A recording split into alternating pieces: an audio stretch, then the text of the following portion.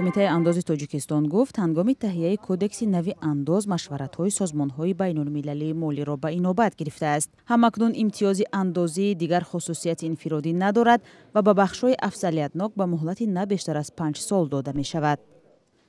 قبلا صندوق بین‌المللی پول به دولت تاجیکستان مشورت داده بود که برای اصلاح وضع دوره به دوره از پیشنهاد امتیازهای سرشماری وابسته به انداز دست کشد.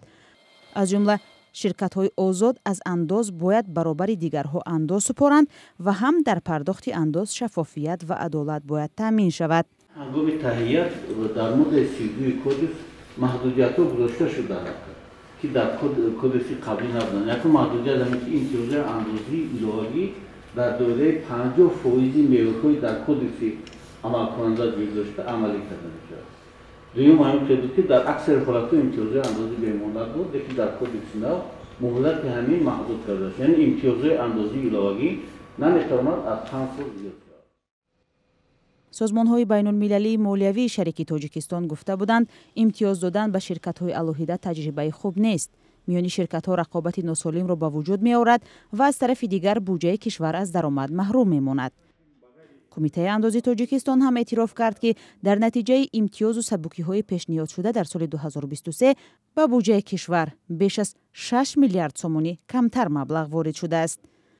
اما مقامات امتیازهای اندازی را به جلب حجم زیادی سرمایه‌گذاری به اقتصاد کشور اساسناک می‌کنند. همه شما شاهد اون هستین که در دوام یک مثلا فاصله معین که ما برای خصوصای پرنده پروری خوراک 23 سال خوراکی چاروا خب برای استحصال محصولات نهایی در کشور امتیازات پیش بینی کردیم و ده‌ها کارخانه‌های نو با جاهای نو کاری تأسیس یافتند و اگر بر رقم‌های اموری گمرکی اگر نظر افکنیم ما علاوه از واردات زیاد محصولات نیازی اولیه به مانند تخم، گوشت مرغ و غیره علاوه به نتیجه رسیدیم که حجم واردات اونها را اگر نسبت به 5 سال پیش گیریم با مراتب کم شدن که عموما واردات بعضی آنها پورا و از بین رفت.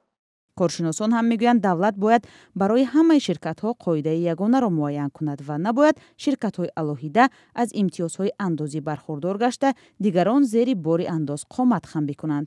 اقتصاددان‌ها میگویند وضع تا حد بهبود یافته است. در مجموع اگر با کشورهای همسایه قیاس کنیم، با کشورهای دیگری متمدن قیاس کنیم، باید اعتراف کرد که میزان انداز تاجیکستان چندان در اصل گران نیست، اما محیط صاحبکاری مثلا عموما حجم بسیار خرد اقتصادی تاجیکستان، درآمد کمی مردم که نمیتوانند مثلا بیشتر مال و محصولات خرند، همه این چیزها باعث میشد که تجارت شرکت‌ها چندان رشد کرده نمیتوانند.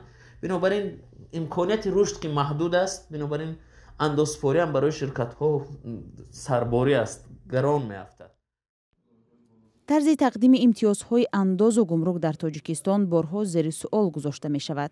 فعلا چندین کارخانه‌های کارکرد نخی پخته و بیشتری از کارخانه‌های استخراج معدن گرانبها در تاجیکستان از پرداخت مالیات و تعرفه‌های گمرکی پوره یا قسماً آزادند.